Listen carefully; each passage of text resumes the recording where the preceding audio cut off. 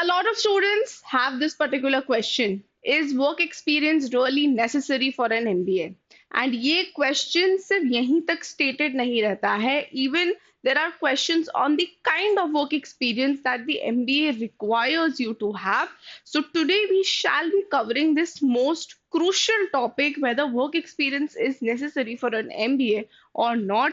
And end तक आप ensure करो कि आप इस वीडियो को देखो, because I'll be explaining these things with the examples of the top IIMs कि वो किस तरीके से work experience को consider करते हैं, how do they rate you on your work experience, and we'll be covering everything in detail, and whether you should go, if you don't have any work experience, whether you should go ahead and have some work experience and then do an MBA or not.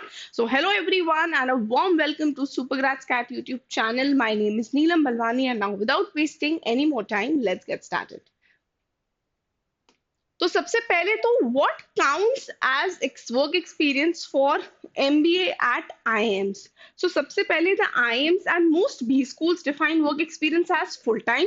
As I've always stated in my videos also कि सिर्फ full time experience ही count होता है.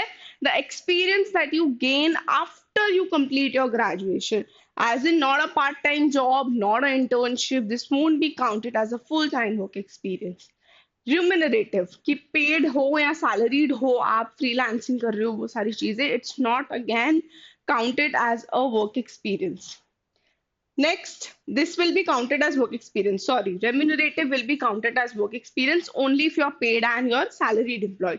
After graduation, work experience सिर्फ और सिर्फ graduation के बाद ही count होता है.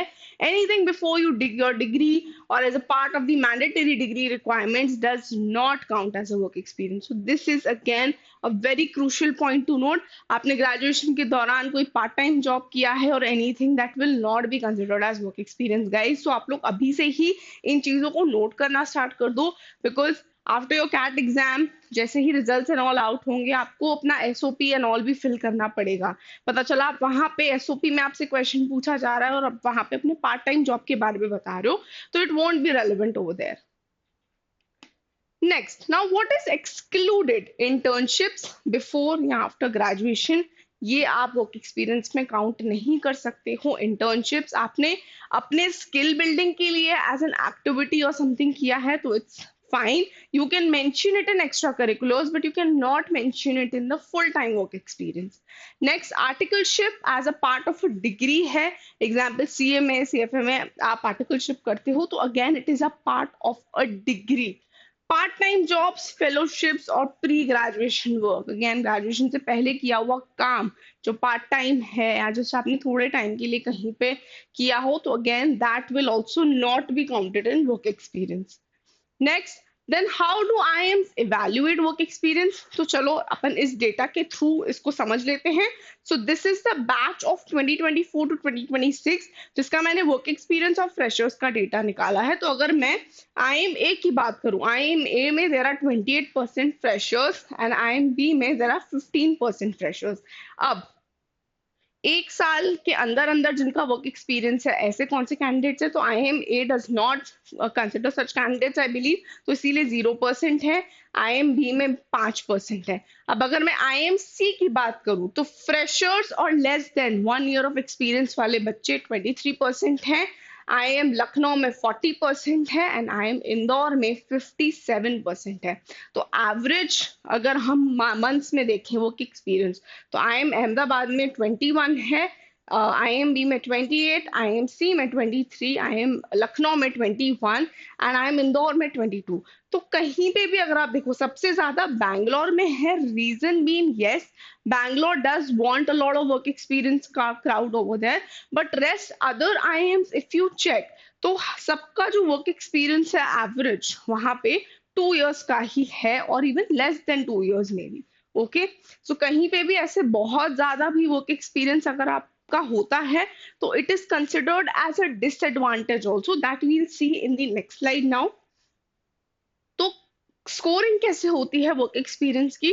अब अगर मैं IIM अहमदाबाद की बात करूं तो अगर आउट ऑफ 5 है पॉइंट सिस्टम, सो अगर आपको 12 से 36 मंथ्स का वर्क एक्सपीरियंस है, यानी कि 1 to 3 years of work experience is still fine, considered good. So 0 points below 12 months. एक तो अगर 12 मंथ्स से कम है तो आपको 0 पॉइंट्स मिलेंगे. वो लोग कंसिडर ही नहीं करते हैं 12 मंथ्स के या 1 साल के नीचे का work experience. Maximum at 36 months होता है कि अगर आपका 36 मंथ्स है तो अच्छा है, अच्छी बात है, it's good, you will get maximum marks. Out of 10 consider करता है IIM बैंगलोर. तो 0 to 36 मंथ्स का आपका अगर है work experience, start giving points from 1 month only, flat after 36 months. तो 36 मंथ्स के बाद से वो जो प्लेटो है वो गिरने लगता है.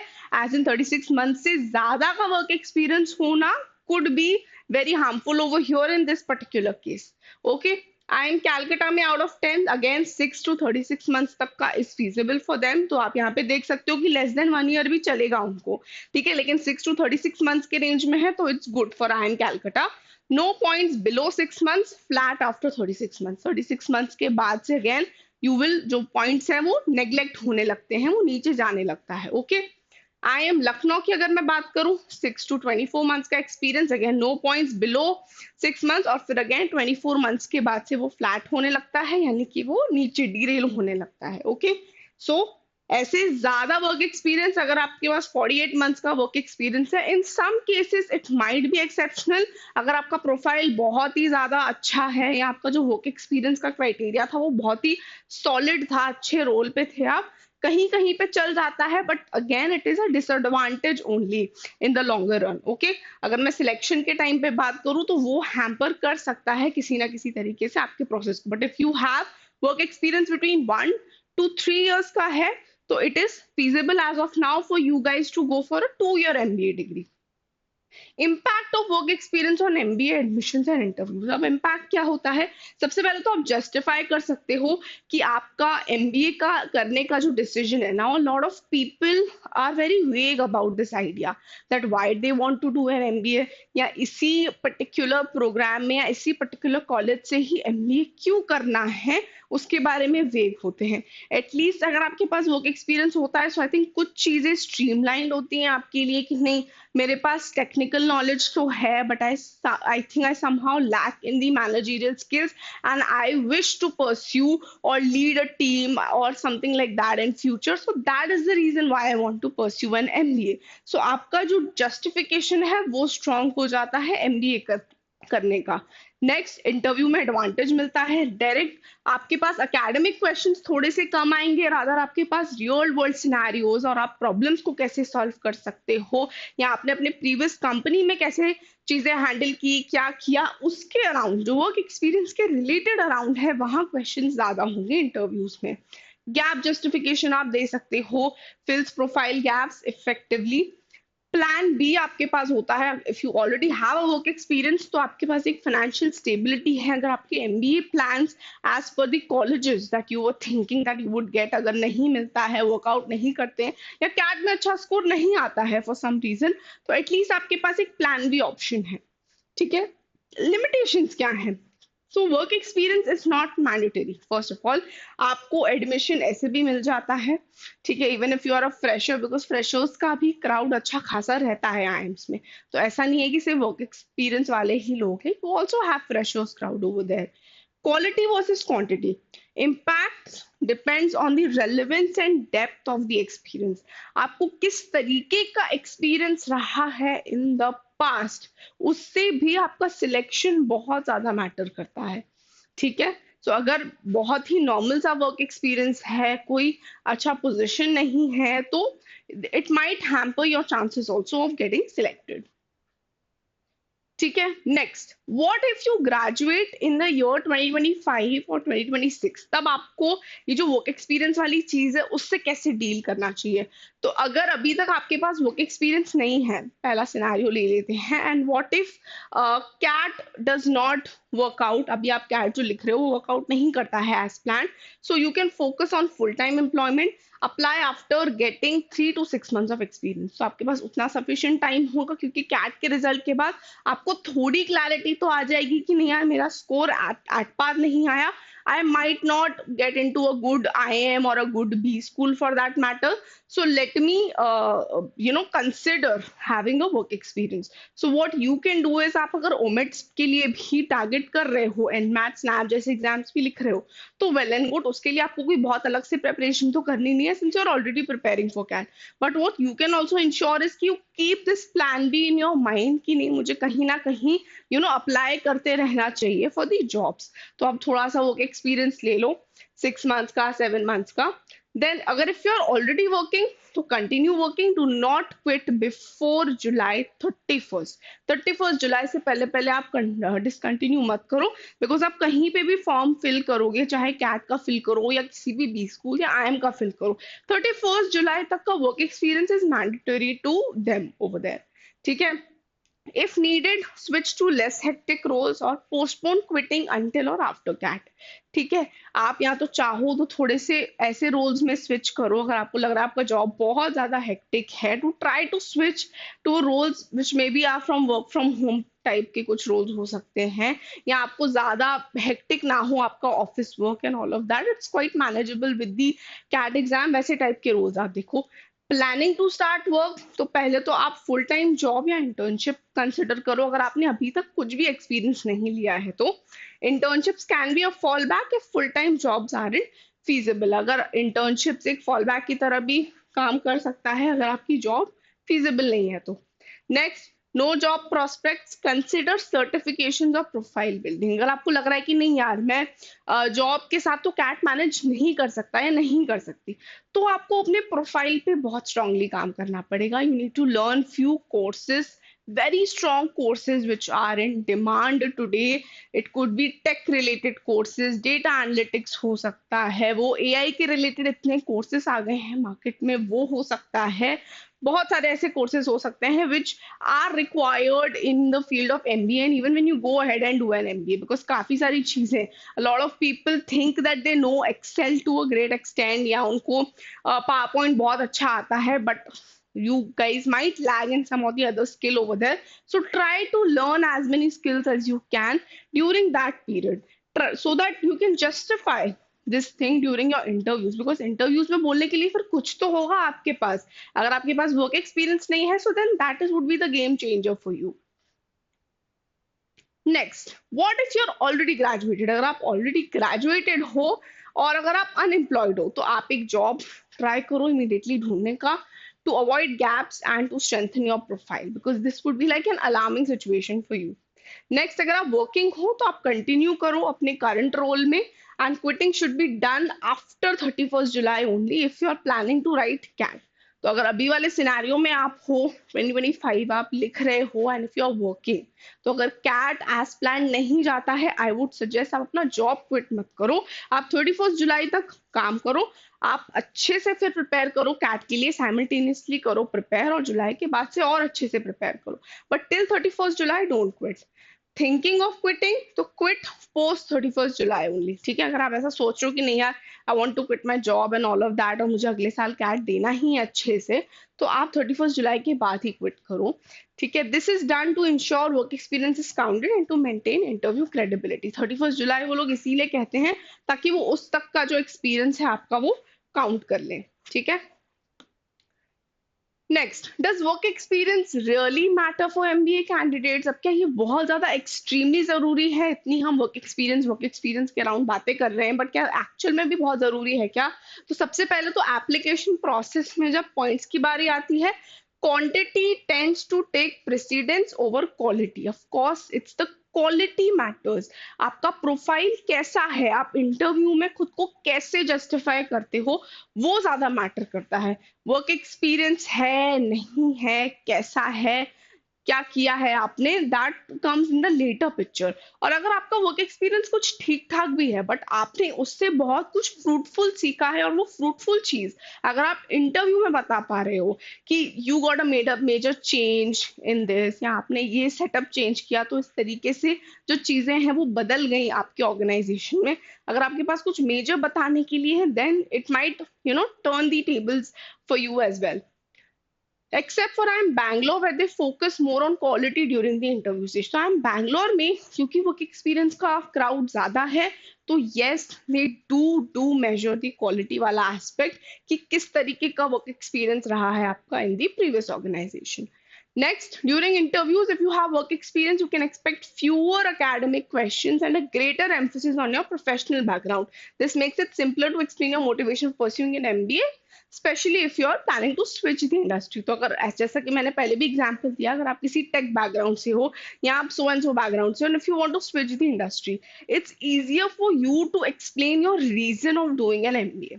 आपके पास जस्टिफाई करने के लिए बहुत सारी चीजें हैं कि मैं ऑलरेडी इन स्किल्स में तो अच्छा हूं, मैंने अपने जॉब में ये स्किल्स सीख लिए, नाउ एमबीए के through I just want to power that up. ठीक है. Next, when it comes to having a safety net after your MBA, securing a job provides a backup plan. अगर आपका CAT और आपका MBA जैसा कि आपने प्लान किया वैसा वर्कआउट नहीं किया, तो एटलीस्ट अगर आपके पास जॉब है तो you have a plan B with you, so you can consider it that way as well. Okay, final thoughts. क्या वर्क एक्सपीरियंस रियली बहुत ज्यादा इंपॉर्टेंट है एमबीए में.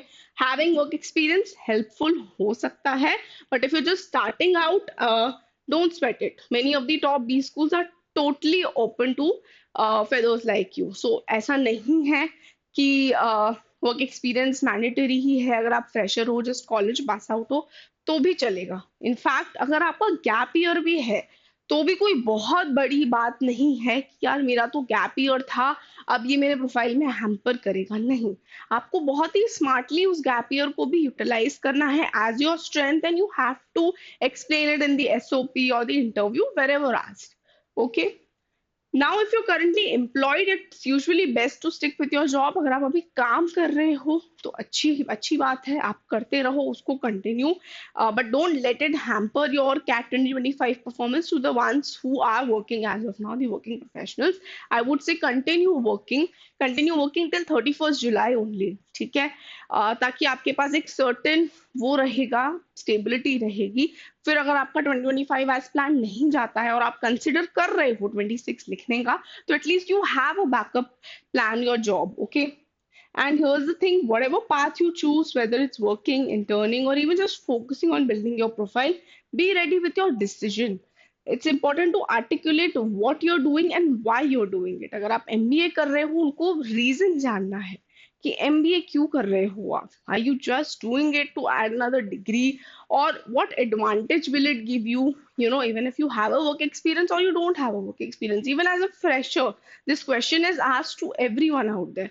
Why MBA? आप SOP में भी एक क्वेश्चन देखोगे. तो इसीलिए अभी से ही आप अपने इन थॉट्स को आर्टिकुलेट करना स्टार्ट कर दो कि मेरा रीजन क्या है एमबीए परस्यू करने का, मेरे लॉन्ग टर्म गोल्स क्या हैं, मेरे शॉर्ट टर्म गोल्स क्या हैं, do they align well with whatever B schools I'm targeting, or whatever forms that I'm filling out there, उससे well align करता है या नहीं. तो it's very important, very crucial. अपनी strengths, weaknesses आपको पता होने चाहिए. आपने क्या क्या किया है in the past. May be in school college कुछ भी ऐसा मेजर इवेंट आपने हेड किया हो या आप उसका पार्ट रहे हो और आपने ये चीज वहां पे प्ले की हो, ये इंपॉर्टेंट रोल प्ले किया हो, तो you can explain that. So it can be very crucial to you. Anything can add value if you know how you need to put it out there. Okay. Okay, students, so that was it from my side. I hope this topic and this question that is always there in your head, you might be clear with the answers that I gave. And if you have any more questions around this, please feel free to ask in the comment section below. Of course, I have made a video also selection criteria के ऊपर सारे IIMs का और सारे non IIMs का. आप चाहो तो वो वीडियोस को भी चैनल पे देख सकते हो. उसमें एग्जैक्ट परसेंटेज भी आपको पता चल जाएगा कि किस आईएम को कितना परसेंटेज, कौन सा आईएम कितना percentage of work experience consider करता है आपके overall first short listing criteria में and final short listing criteria में. Also here's the thing that I have to announce that if you're planning to write CAT 2025, here's a last chance for you to enroll with us by enrolling in the Super 30 batch. Now, this batch is a special batch that we are having और इसमें कुछ अलग features हैं जो lectures भी रहेंगे आपके, it will be taken by the top and the senior mentors. You will get that mentorship also from there. Now इसके लिए आपको एक टेस्ट देना पड़ेगा which is a super 30 entrance test. Okay, उसकी डेट 30th September है. Time is 12:30 PM to 2:30 PM. And जो आपका बैच है, अगर आप टेस्ट में अच्छा कर लेते हो, you qualify it, then you will be eligible for the batch also, which is a Super 30 batch, which starts on 3rd of October. So the link for the test and for registering for the test is given in the first comment. Make sure you do visit it and make sure you do register for the same. Also, do follow our Telegram channel as well, since there are a lot of resources you can get over here just for free. So make sure आप Telegram channel को भी join करो, and make sure you do follow us on Instagram and other social media platforms as well, because information कभी भी कोई भी update आ जाती है, you can get access to it very easily if you follow us on all these platforms as well. And if you're watching this video for the very first time, don't forget to hit the like button. Don't forget to subscribe to Super Grats Cat YouTube channel. Until then, stay tuned.